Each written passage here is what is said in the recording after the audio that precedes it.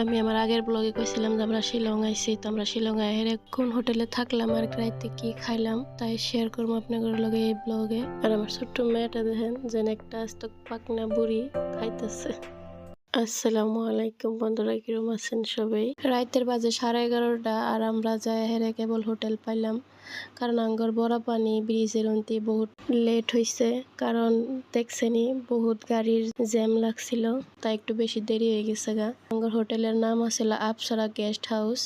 তো আঙ্গর আহার গাড়ি শব্দ পাই ওরা গেট খুলে দিতেছে। প্রথমে আমরা যাই হেরে গাড়িটা পার্কিং এ লাগাই হেরে অগর অফিস রুমে যায় আধার কার্ড আই কার্ড এগুলি দিয়ে এন্ট্রি করা লাগে। তো এন্ট্রি ফাইনালি আমরা রুম পাইলাম, আর রুম পাই তো দেখেন আমার দুই মেয়ে, তো ওগর দুইজনের দুষ্টামি আরম্ভ হয়ে গেছে। আমার বহায় বালিশের উপরে লাফাইতেছে আর আমার গাড়ির উপরে উঠে লাফাইতেছে। আমরা যে রুমটাতে ছিলাম ওই রুমের মধ্যে কিন্তু কোনো ধরনের ফ্যান বা কুলার নাই, খালি ইনুনা শিলং সব রুমের মধ্যে এইরকম ফ্যান নাই, আর ব্ল্যাঙ্কেটটা তো থাকবোই কম্পালসারি। তো এর মধ্যে আঙ্গর খাবার দাবারের পালা। রাতের খাবারের মধ্যে ছিল লেমু, কাঁচামরিচ, পেঁয়াজ, ডাল, ব্রয়লার ভাজি, নিরামিষ ভাত এগুলি ছিল। আর আমার ছোট্ট মেয়েটা দেখেন মজার মতনে ভাত খাইতেছে।